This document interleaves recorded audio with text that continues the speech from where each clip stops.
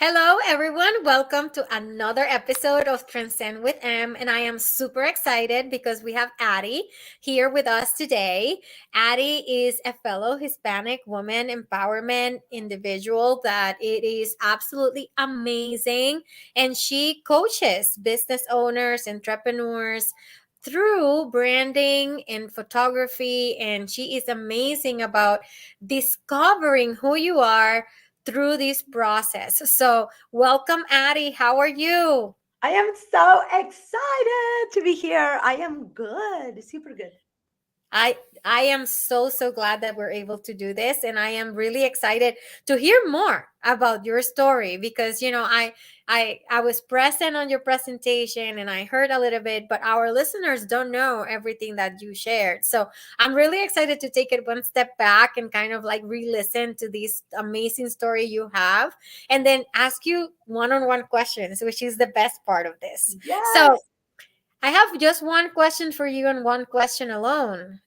Who's Addie and how did she got here? Like, what is the backstory? I love. Okay, so I love talking about my story because my story really started so long ago, but I didn't realize until I actually sat down and reflected and it started like we are just like by the time the podcast is out, my chapter in a book is gonna be out. But what happened was when I sat down to write that chapter and I started really reflecting, I realized that our stories never start where we think they start. So I'm going to share a little bit. So, I'm from Argentina originally, and I came to the US because I was a really good bartender. Like, the bartenders that flip the bottles and like do the fire and all of that. So, when I was super young, and this was in my very early 20s, I got a job at a casino in Vegas. They did a visa for me, so I'm an immigrant, and I always have this idea of like the immigrant officer that actually had to approve that visa, like Yeah. oh, doctorate in science or something like this, like very serious, and then like flair bartender, right? Like, what is this? But the reality is that number one, there were not a lot of women doing it. Very few women were actually doing it. And second, I was really good. I was really good. So I came to the US. I did own a bartending school back in Argentina. And we're talking, I was in my very early 20s. Like I was like 20, 21. I went to Spain when I was 21. I left Argentina. And then I came to the US in 2001. And I came straight to Vegas. So I competed, I did all these things. And then at some point, I stopped competing, right? And when I stopped competing, what happened was like this awesome career that I had built, it kind of became just bartending. And when it became just bartending, it wasn't really appealing to me anymore. I love challenges and I love growing and stuff like that. So while I was bartending, I went to school for photography here in Las Vegas, and I started a business, but I was constantly like in and out, right? Like I wasn't like, well, and to give you a little bit of context, bartending in Las Vegas is not like bartending anywhere else. In Las Vegas, they have a union, you have hourly pay. I was making like $1,000 a night. It was ridiculous. Oh, wow. Like, yeah, and I worked at that one job that brought me from Argentina with a visa, that one job for 16 years. Wow. So all my young years, really, right, like all my adult life, I lived in the US. So through those 16 years I got my citizenship, like I yeah, so I always had a very entrepreneurial mindset. And at some point, I always say this transition because I did open a studio at some point here in Las Vegas. And when my son was born in 2012, it kind of like it was hard. It was hard because you have a business and now you all the women here listening Mhm. to the podcast, right? Like I was coming from a job that I was making a lot of money and it was relatively easy if you think about it. I just had to show up. I've been doing it for, at that time, what, like 9 years at that point in my life. So, Yeah. I could do it with my eyes closed. And then I had postpartum depression, and I encountered all these challenges, and I ended up going back to my job when the time, like at 23 months of maternity leave, because they were like, well, you're coming back. They were Yeah. like, well, you have to make a choice. And at that point, I couldn't deal with like the business and how hard it was. And at the time, I felt like I failed. Like I Mm, really felt like I failed. And now, like what, like 2012, 10 years later, I'm like, oh my God, that was such an amazing lesson, but I didn't know it yet. And yeah. so about a year later, I was already having the bug that I wanted to leave bartending. I was like, what am I doing here? Like I couldn't figure out what my impact was. I really knew I was meant for more. I really knew, and I know that a lot of women relate to this in their corporate jobs, because if you're making a lot of money and you're in a job where you feel like you're going there, you're underappreciated. I mean, right? Like I was frustrated, unappreciated, like I wasn't making a difference. And Mm, I really knew that I had something else. And at the time, I got involved with network marketing, and I'm not involved with network marketing anymore, but I always say that it was the best thing that ever happened to me, because I started going to their conferences. And if mm. you ever talk to people that are involved in network marketing, there is such a big piece to personal growth in there, right? You have to reach out to people tell you no, like a lot of women in insurance here, they can probably relate, right, to like call and being told no, Yeah. like nope, nope, nope, nope, nope, and Rejection is your rejection. superpower. So it was like rejection, but also, especially with network market people, is like, oh, are Yeah. you like on a pyramid scheme or whatever it was. Yeah. Yeah. Yeah.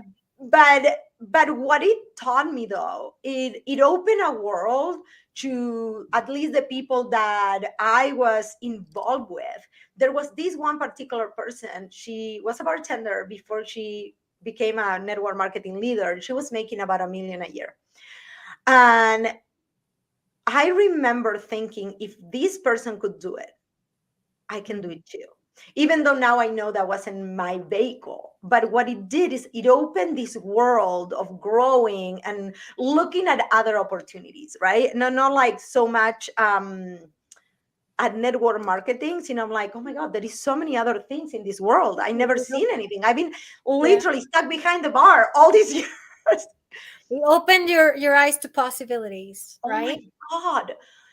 So I grew a network marketing team and stuff. And through those years, when I opened the studio and everything, I was doing newborn photography and portraiture photography. And I couldn't figure it out why I wasn't, even though I opened the studio and I closed it and did all these things, I was like, why am not like really doing this? Like, why am I not really giving it my all? And that's when the whole personal brand and story actually started to take shape. Because through network marketing, when people would come into my team or we would go to conferences or whatever, I started doing personal branding photography, which is what I do now. And I remember women would come, right, we were in the health and wellness space, and they would like grab something like, buy my product, like, and I was like cringing. I was like, oh my God, no. Oh my God, no. No. And just to give you a little bit of like background, like I kind of flew by the fact that I actually had a bartending school in Argentina. Yeah. But it wasn't until actually this year that I realized that a lot of the stuff that I was doing back then in my 18, 19, 20 years old, before I came to the US, is exactly what I'm doing now, which was mentoring people to build their own brand, to get out there, network.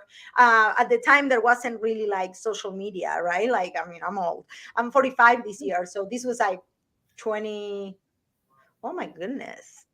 15? No, what am I talking about? I'm No, 45. 25 years ago. Oh my God. It's okay. We're young at heart. It's okay. Oh my, well, It I was seems going like to say yesterday. 25. And I was like, that doesn't make any sense. So exactly. So there wasn't really, like social media. I think my space was around or something. I don't know. Oh Lord, But yeah. we used to actually do something that we call zones, and we used to send the bartenders to really connect with bar managers and other bartenders, and we used to host events. Like my three partners, another they were very young, just like us. And then when I sat down this year, I was like, oh my god, like I was already doing that, but I didn't realize until I actually really started digging. I kind of put that story under the rug, right?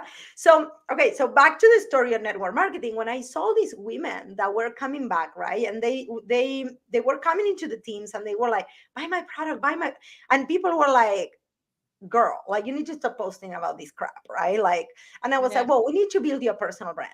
We need to build your personal brand," and that's where it all started.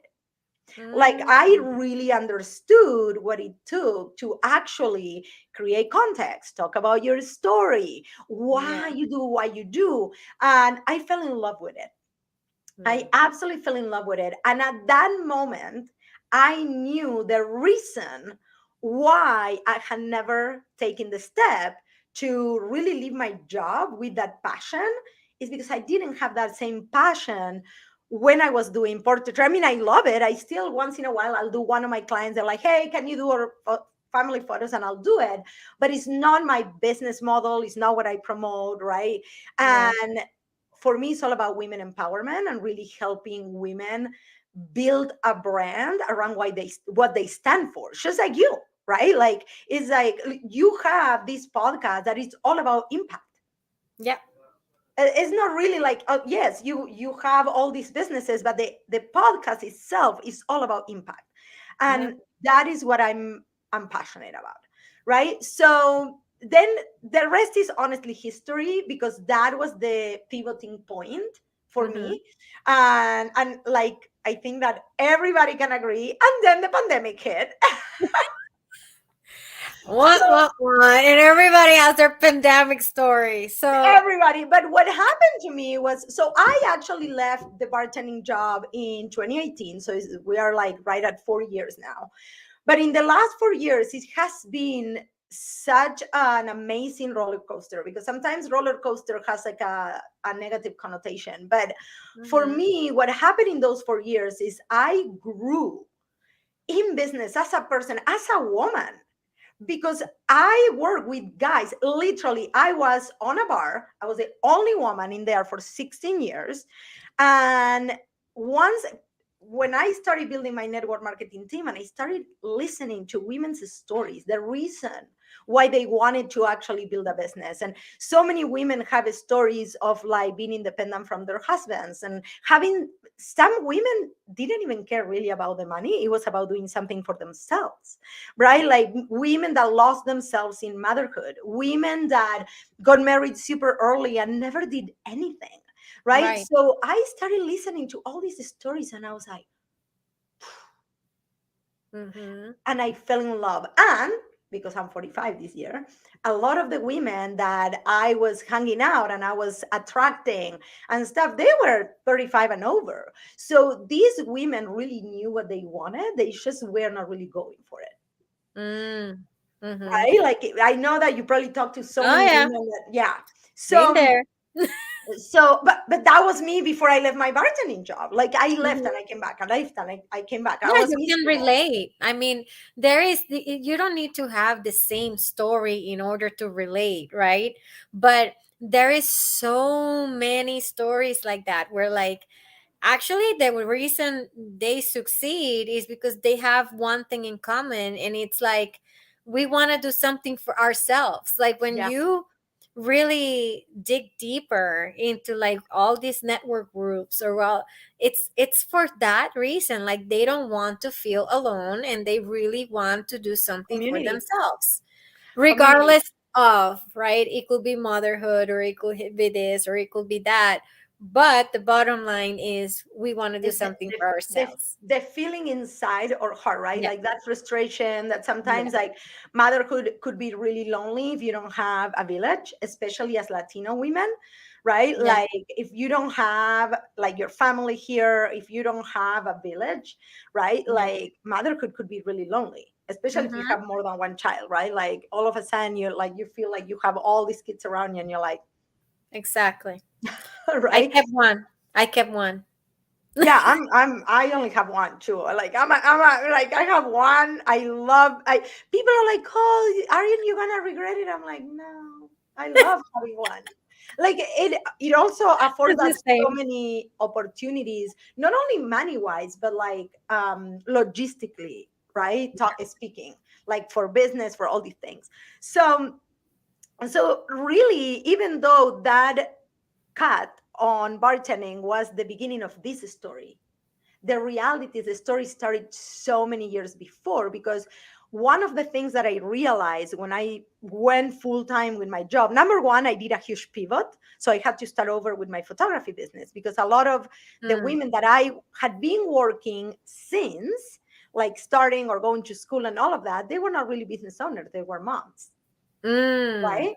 Mm-hmm. So I had to insert myself in the community. I had to start networking. I had to start doing all the things that I did when I was in my 20s, right? In my Yeah. 30s. And it was, I had to reinvent myself, which, Yeah. and it was never an invention, it was a rediscovery. Yeah. A redesign. And yes.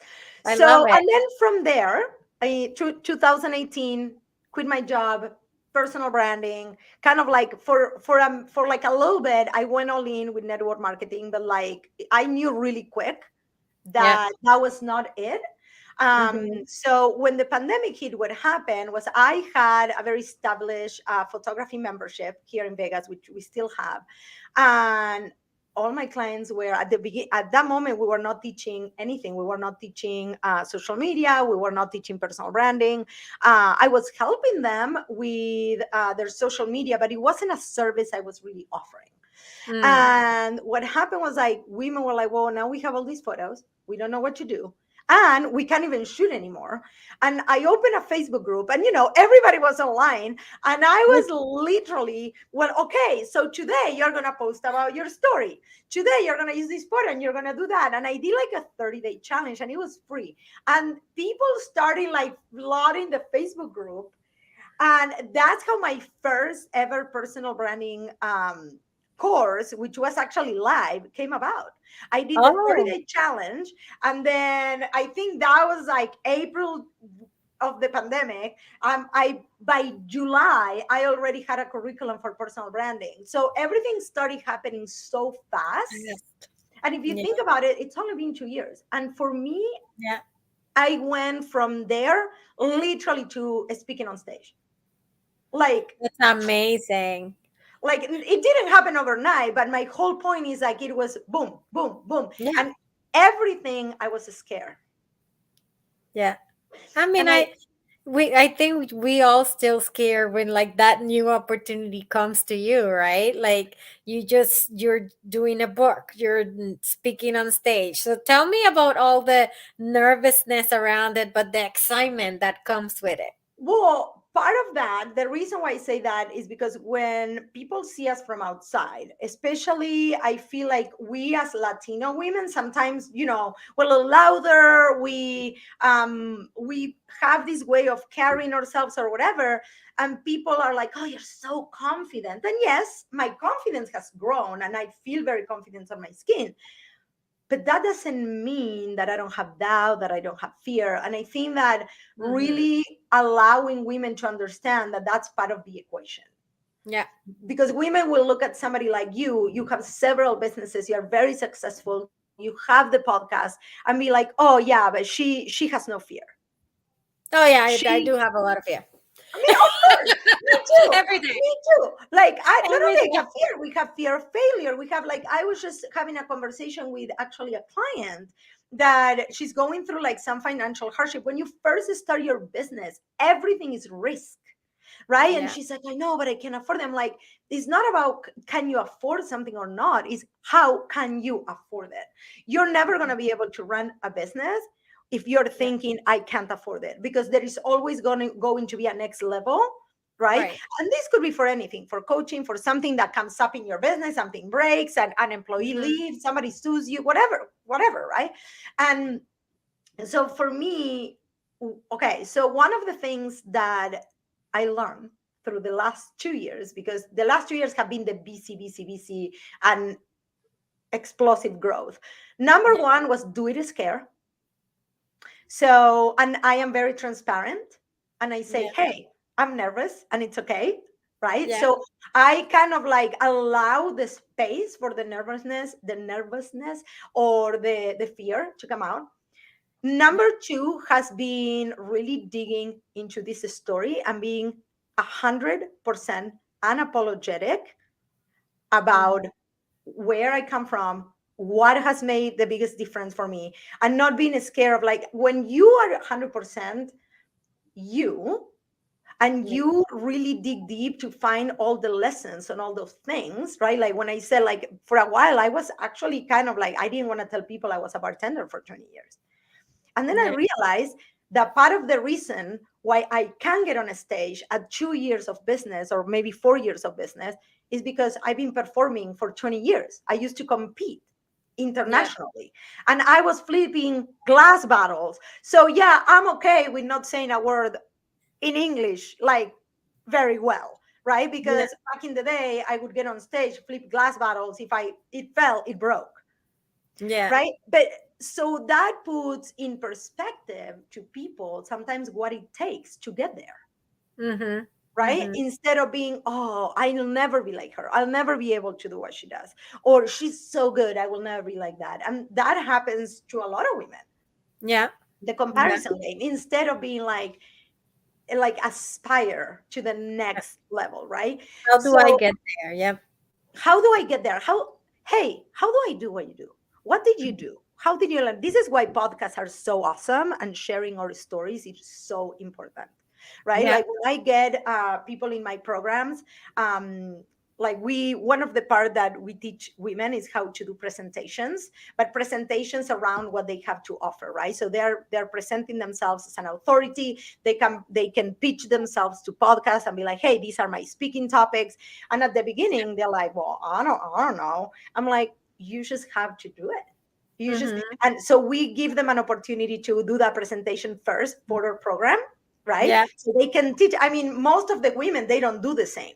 So, I mean, we have a lot of bookkeepers for some reason, but, but everybody has like a different approach, right? To what they do, to what they Yeah. teach. Their ideal clients are different. So we have once a month, everybody is always doing some sort of presentation so they can That's practice, great.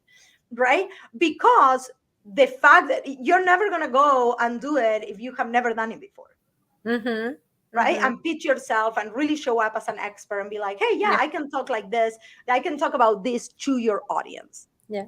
And it can take a while because like your voice trembles. Like I this year I've spoken more than I've ever done in my entire life. And it's new to me, right? It's new to me because I'm not used for people coming to me and say, "Hey Monica, we need you on stage." I'm Like not used to it either. Like it just I'm like, started happening this okay. year. I was And like, am I allowed to swear? Because I swear a lot. oh, I don't even ask. I tell them, hey, is that requisite? I don't know how to speak without the F word, dude. Like, I don't know why. Like, I literally, my English was born in a bar. So, Yeah. like, but again, right? Like, it takes time and practice for Yeah. us to be comfortable in our skin. And I think that one of the biggest mistakes people say is like, oh, someday or at some point in my business I will xyz, or at some point Yeah. in my business I would like xyz. And when I had the opportunity to join the group that we are doing the book with, which the book is coming up October 1st, so by the time the podcast is out, the book is called Living a Legacy, and is actually I cannot wait. living, is I cannot wait. living a legacy instead of like living a legacy, right? And I was like, oh my God, this is so serendipitous because that is what I think that I am doing right? Yeah. Not only I am leaving a legacy behind me for other women to be empowered and go Yeah. after their own dreams, am I living it? I'm Living it. living it, Yeah. Yeah. right? So when that happened, I was like, oh my God, I don't know. And then I was like, no, I'm gonna do it. Am I ready? No.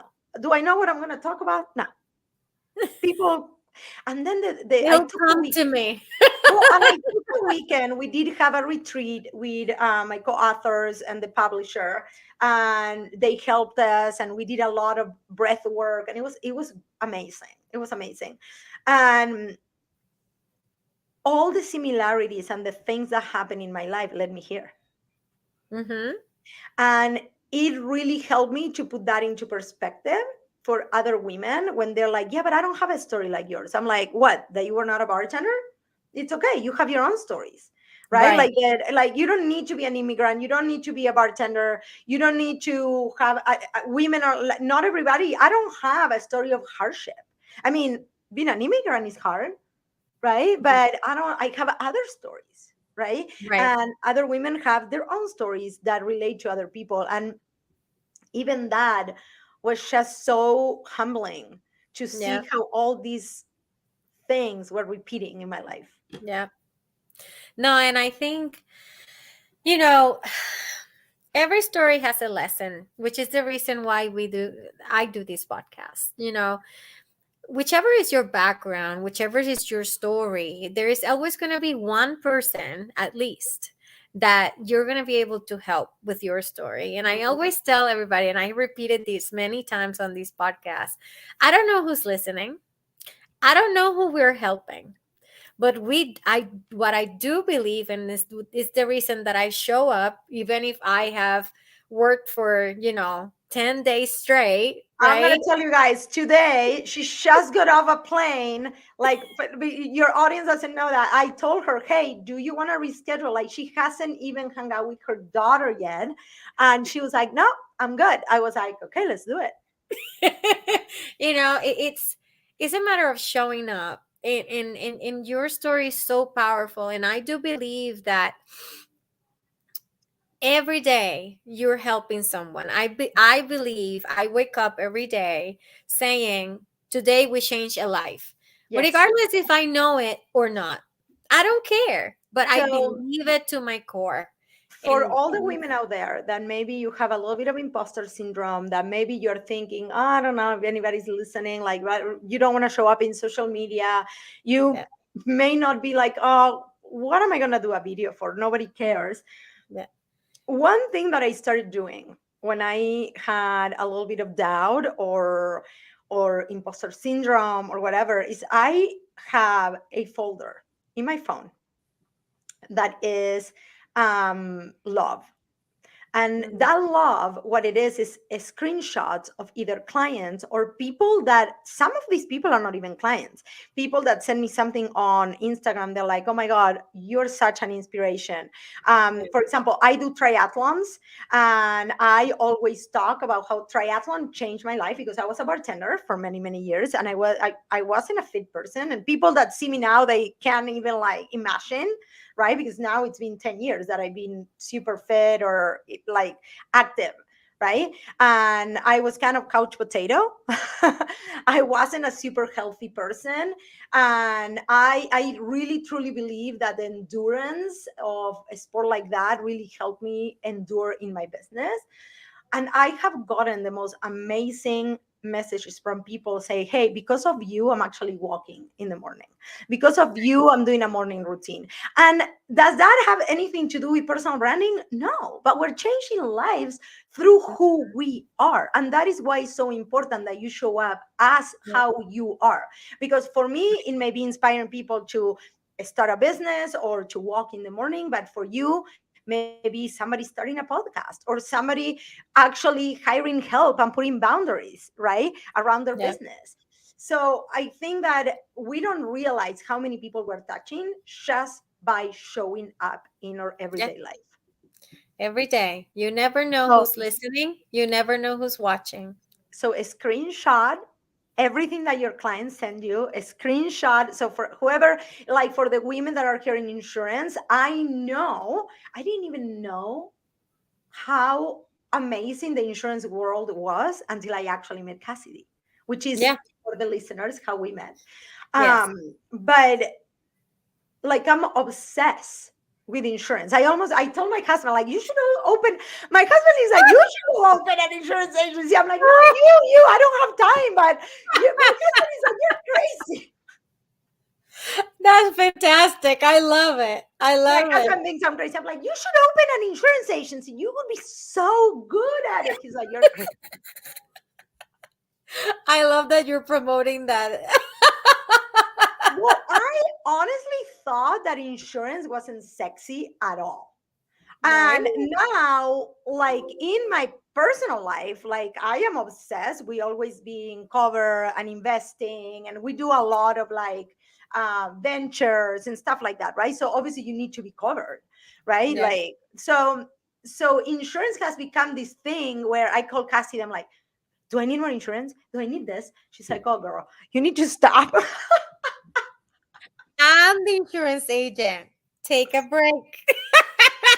Yeah, she's like, I I'll love let you it. know. I love I'll it. let you know. But also because I've been working with agencies, right, to help them like brand and stuff like that. I started realizing the number one problem that most of these agencies have is people are like, I just want the minimum. I feel like I'm getting screwed. Like, what I'm jumping from company to company trying to get the cheapest coverage. And a lot of the things that we work with, the people that I work that are in insurance, is to really articulate, right, Yeah. their value, number Yeah. one, as a person, and number two, of insurance Yeah. in general. Removing pricing as an objection. Yeah. Yeah, removing pricing, because people have no idea what they're actually giving up in insurance Right. when they're actually using pricing as their only decision making process. Right. Right. Right. I love that you're like so embedded into our world. I know. You know what? It's funny though. Like, you are like my second podcast in it. No, third, because I've been to Cassidy's too, and so Yes. third And then podcast in insurance. you did Teresa's, right? I did And three you sets, which yeah. came out today. How Oh my so? God. Yes, I haven't listened to it. and I saw the announcement of it, but I've been traveling and stuff, and so I you haven't have had to time. go listen, because it's completely different than this one. Okay. Completely different. Well, Completely I've different. been in, so Teresa and I are really good friends, and I've been on her podcast like 4 times. I don't Oh, I even know love it. I anymore. love it. I love it. And we've done everything from talking insurance to like this dissecting like Brené Brown's books and everything. So I it's love that. you have to listen to that one. It's called The Gifts of Imperfection, and Ooh, yeah. we did two takes on that that are like super powerful, and it was awesome. I So mean, I'm um, obsessed with Brené Brown, so I need yeah, to go and listen. and Therese is such an amazing person, and then Cassidy's too. So it is so amazing how all of us kind of like come together in a way that it was unexpected, right? Like super unexpected, because one person can just have so much influence on everything that you do and everything around you. Mhm. And look at you now, like you're doing, Teresa's like in Texas I and know, you're in and Vegas and I'm in Massachusetts. Like we're and all connected. Like it's and amazing. this is the thing, though. I think that I obviously I didn't know this. Is like, Yeah. I found something that I'm actually passionate about, which is insurance and being protected, and this kind of goes hand in hand with, obviously I'm an only child, and my parents still live in Argentina, so kind of like, what kind of insurance you need, life insurance, all these things that for a lot of people are not sexy, because they have not taken the time to really consider what they actually have, Mm-hmm. right, or what Yeah. they're going to leave behind, or how, like, all these things. And this is like zero bragging here, but like, through all my years of bartending, we were so fortunate, because my husband was a world champion flair bartending too, and he still bartends, by the way. Oh, And wow. for the longest time I had a kind of like a block around that, to say that, but my husband loves it. Guys, he makes Mhm. so much money. And why is he gonna, he always tells me, like, I don't have the desire of being an entrepreneur, you do. Like, Yeah. that's your thing. And I had to actually to come to terms with that, right? But we were so smart on our 20s because we come from, I don't want to say being poor because we were let's say middle class in Argentina, but not rich. Like we didn't, right? So we came Yeah. to the US and everything was so different. So when we started making money, we started investing right away. We Mm-hmm. started buying property. We started, because also in my view, I knew I wasn't going to bartend forever. I Yeah. just didn't know what I was going to do. And I Yeah. always thought that I was going to go back to Argentina, which now I think it's crazy. But like, I always thought I'm going to have property here. I'm going to rent it out. I'm going to go live in Argentina and do nothing. And I could never do that. Like, that's just not my personality at all. No, I cannot picture doing that at I all. could never, like, I mean, I can do it for 2 weeks. Yeah. I mean, Even, vacationing, yes. but even when I go on vacation, after like 10 6 days. days 10 days is my top, and then I need to come back. Yeah. So we close on the holidays from the usually from the 20th to the 4th, and I'm ready. I'm ready to get back. Like, I want to like talk to my clients. I want to see what's going on. Like, I need to get back. But Yeah. my whole point to that, it was like, when I realized what I had built, right? And I was like, we did this literally $1 at a time, like literally bartending $1 at a time. And I was like, Yeah. I'm gonna protect these with my teeth. Yeah. You have to. You You have have to. to. If And you don't, who else will? And no, I and think, that's it how go I ahead. got so passionate about insurance. And that's why I Yeah. love showing up for other insurance agents when they're building their business, because I think that Mm. even insurance agents sometimes don't realize how important and what a difference they're making for others. Yeah. I think for us, you know, I never thought I would be in insurance, but not because, everybody that you talk about never planned to be in insurance. And it's like 99% of the answers are like, it was by chance. But for us culturally, like, in Puerto Rico, insurance didn't exist when I Not was sure. growing up. And I think for like overall Hispanics, we don't grow into the culture of believing in insurance. No. So it is so hard to get our community to actually believe in insurance, even when they have to purchase it because it Yeah. is required. Oh yeah, they We, want the cheapest thing, and yeah, not everybody doesn't have anything. Some of these people have some wealth, have yeah, built wealth, and they still like girl. My dad is in his 70. Like, they don't even have home insurance in Argentina. That doesn't even, like, it's not a thing. If your yeah, house burns down, you're like, go happy, go lucky. yeah, I'm like, yeah. what? We'll have to rebuild. That's Yeah, it. yeah, yeah, yeah. That's it. All the Yeah. cousins, all the uncles, everybody's coming Yeah. to rebuild the house. That's Isn't just it how it works. crazy? I know. I'm like, for me, because obviously I live most of my life, adult life now in the US. Yeah. Sometimes it's so hard to wrap my head around the way they think. Because I mean, I was like born and raised there, but I left at 21. Yeah. It's the same with me right now. Every time I go, I'm so used to live here. And, half my life I spent in Puerto Rico, half my life now I've spent it here. I also came here when I was 21. And when I go back or I try to talk to my parents, and my mom gets upset with me every single day Oh. because I work too much, and I was like, Mija, because I stop. don't cook for my husband, Oh or yeah, I don't because I cook. didn't went to the school meeting for my daughter, or things like that are like religiously something that as a woman you have to do because you're the mom. Yeah. And I was like, no, mom, like it doesn't work like that anymore. Like, My mom, so it is really interesting. But, anyways, my mom was just here.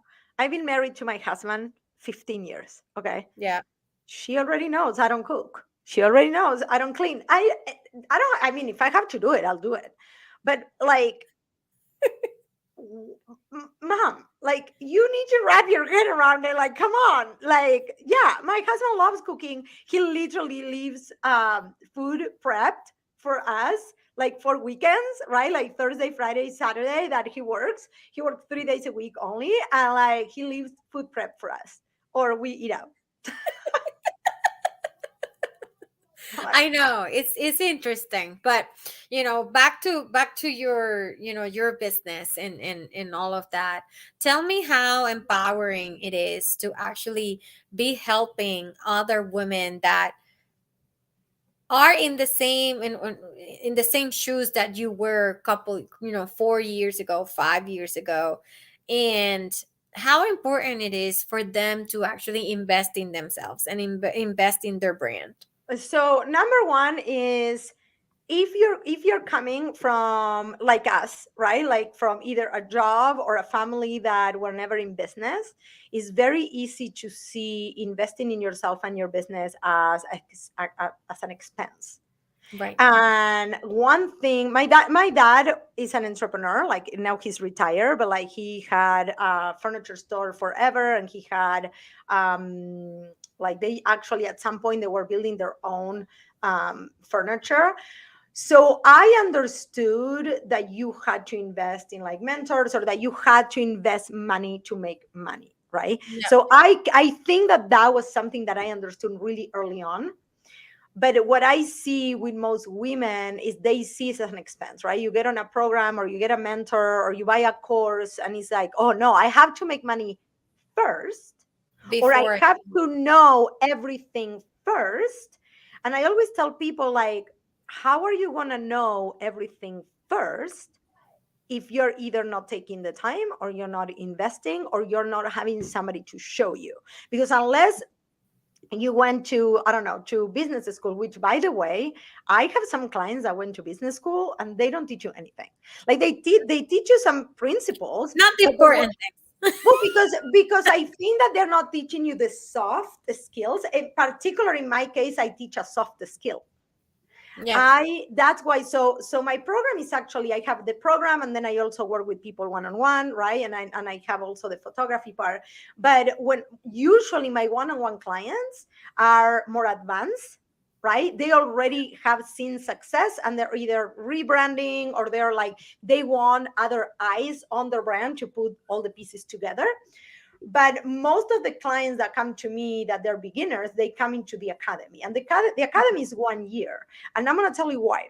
Because that transformation is mostly a soft skill.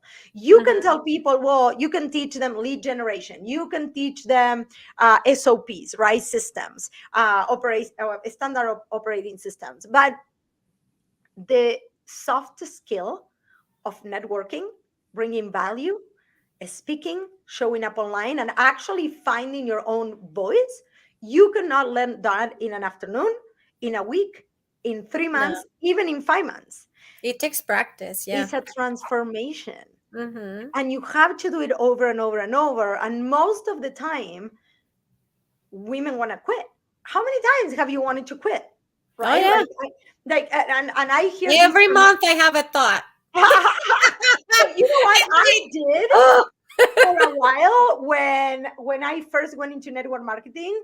And but I think that once I found the passion, I think that like I always have this thought, oh my god, if I have to go bartend one more night, I'll fucking like no. Guys, I go to bed at like 9 o'clock. Like, Yeah. and I used to be, when I used to like be like, yeah, I'm the worst. Like, my husband Oh still my works at god. night. So when I get up, usually he has a sleepy tea, and I have my Argentinian mate, and he goes to bed, and I'm getting up on Yeah. the during the weekends, like because I love working out. So I feel like it's almost my rebellious thing, right? Because I was like always like sleeping late. Yeah. But I think that that transformation, right, that's where you see the empowerment. When you see women, I have one particular client right now. She is a bookkeeper, and she came into the program. She wouldn't even turn on her camera on Zoom for the program.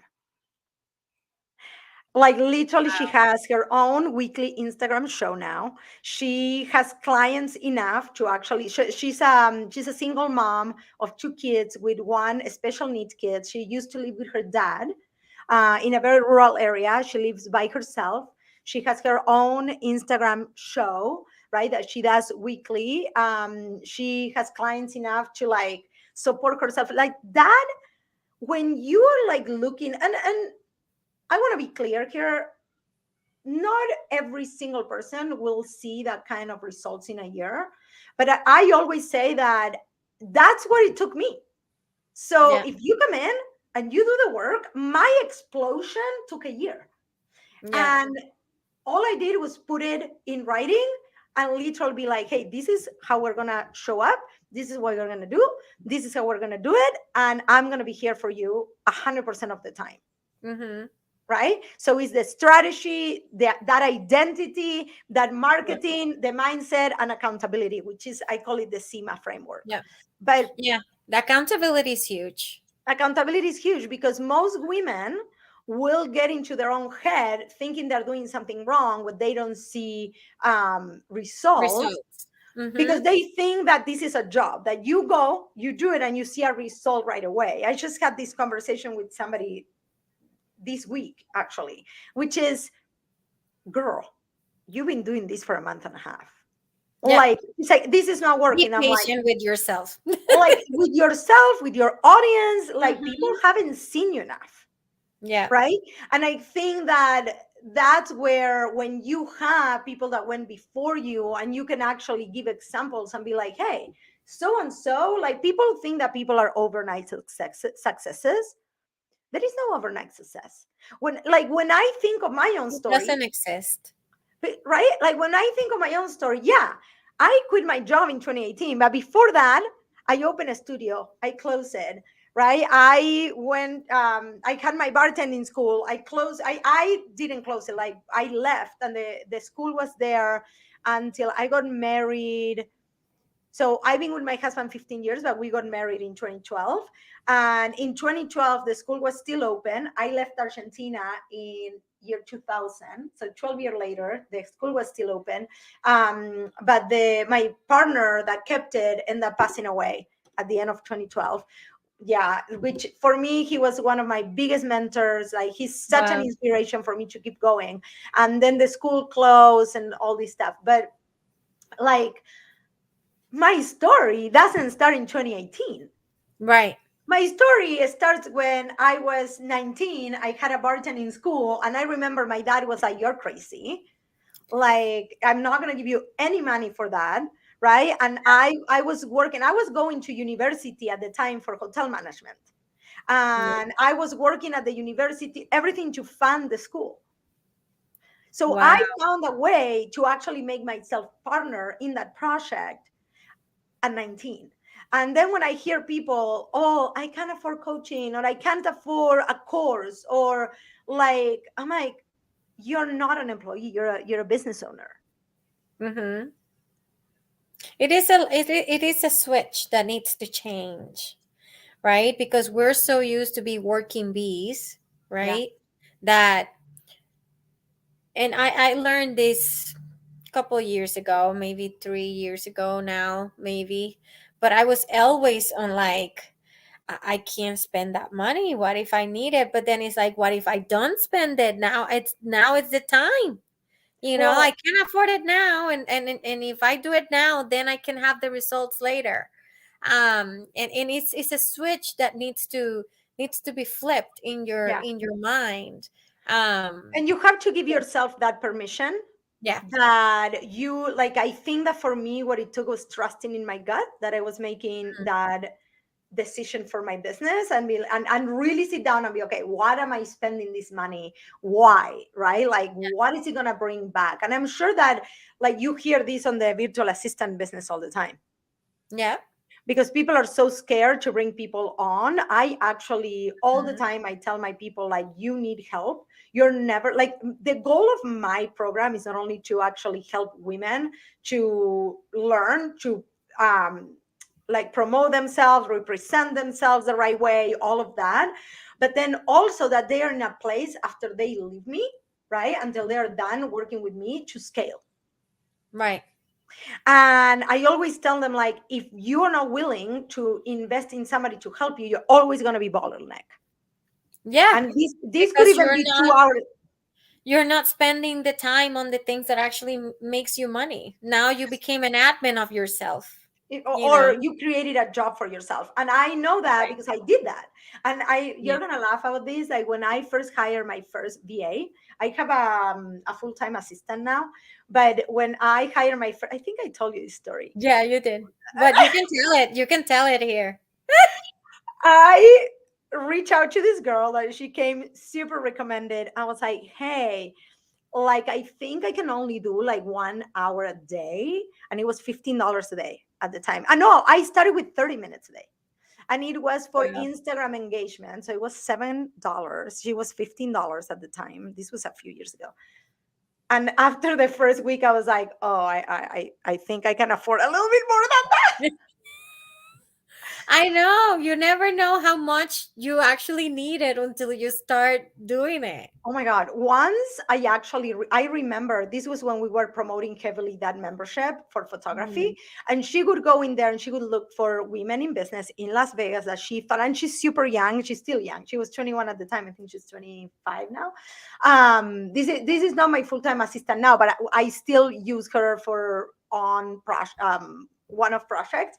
And I remember she would go and send DMs to people, hey, we're opening this membership. And she had a KPI that she was following. She was doing 15 messages a day, and that would take her half an hour, and that was it. And I remember, like, in the first week, I think we signed up 3 clients. Yeah. I was like, oh, I think I can afford it. But I would You have, can do and 2 hours. I was like, how? But again, right? Like, so I actually tell that to people now. I'm like, why don't you start with somebody 1 hour? Start with Hmm. somebody 1 hour, do it for a month, do it for 2 weeks, and Yeah, then you can go from there, right? But that is only one example.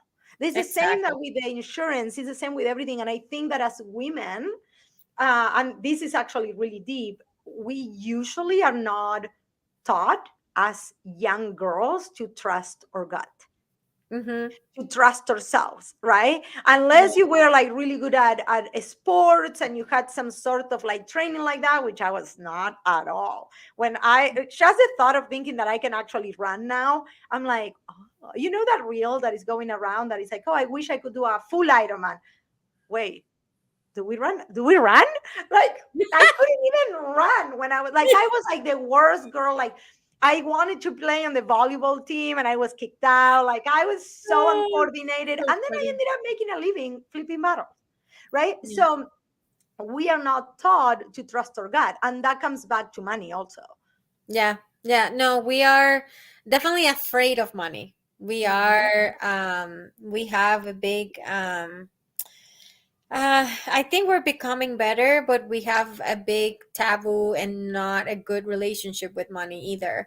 And that brings a lot of the doubt, a lot of the hesitation, a lot of the questioning, right? Because we are um, not risk takers, most of Mhm. us, right? So Well, it affects especially, our ability. oh my God, if you come from a Latino family, Oh yeah, mija, no, you have to save your money for a yeah, for a rainy day. Like, you're crazy. Like, what? yeah. Like, And don't that's do it in the bank. Put it under the pillow. oh yeah, yeah, yeah. Yes, totally, totally.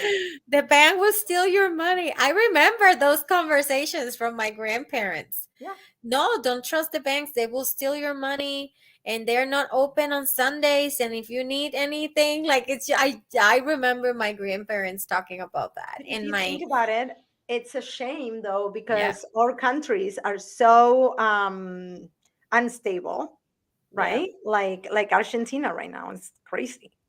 Yeah, yeah. I remember my grandfather always had loads of cash. And he was My an grandpa too. entrepreneur. And my family in Puerto Rico owns a you know, body shop, and they fix cars, and they always had racing cars and stuff like that, and it's being passed on to my uncles and whatnot. But he never trusted banks like that. He will just come with the little box, you know, like the Mhm. metal box Yeah, in and out of the house and then to the crazy, business, and right? that was Right? that was it. That was it. So crazy. So Ah, crazy. yeah. Where in Puerto Rico are you from? The South. It's called Juana Diaz. Oh, I haven't been there. So Yeah, we it is. just went to Puerto Rico for the first time this year and we fell in love and now it's underwater. So I hope your family is okay. Yeah, everybody's good. No water, no electricity yet, but it's Yeah. coming. It Yeah. wasn't I as mean, bad as a couple years ago. So yeah. so I'm far like, so good. So, Addie, what is one message that you want to give our audience today, a takeaway for them to step into the next level? even if it's hard and you feel like people won't care, the only thing that matters is that you are you and you are and you and be you. Like, any way that we can say it is that go after that authenticity, because as we grow, right, we kind of like we hide, like Mhm. it could be society, it could be jobs, it could be whatever it is. Be you, because the more you are, you're going to attract more people that you love working with, that actually resonate with your message. You're going to be more aligned with these clients or relationships that are brought into your life, because Mhm. you don't, people are being attracted and they already agree with you before you are even doing anything. And I know this sounds kind of like an oxymoron, but that is the biggest work that I feel as women in this modern way of doing business and social media and putting ourselves out there. We have to do is to show up and really step up to being ourselves and break that status quo of like, you have to Yeah. be certain way. You have to be you. You Yeah. have to be you. And the biggest work is for you to be you.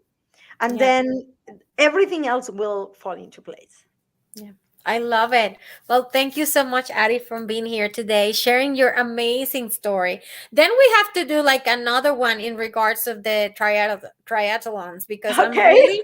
I'm really interested to learn about that part of the story, Okay. but I still need to hear more about that. Okay. I Okay. was We the can do athletic, another one. yeah. I was the athletic type. Now I am the couch potato. But I we'll was talk no, about that later. and you know what? Like I put that first. That happens first every morning. Yeah, It took a lot of work to really and discipline to put myself first yeah, before the business, before the kids, before anything. But what I realize is that I cannot show up with all the energy and who I really am when I'm not putting to myself first. yeah. I love it. I love it. Unapologetically. Yeah, unapologetically. You see, we can say it. It We is can't fine. even say it. I love it. I love it. But just show up. That's what Just we show want. up.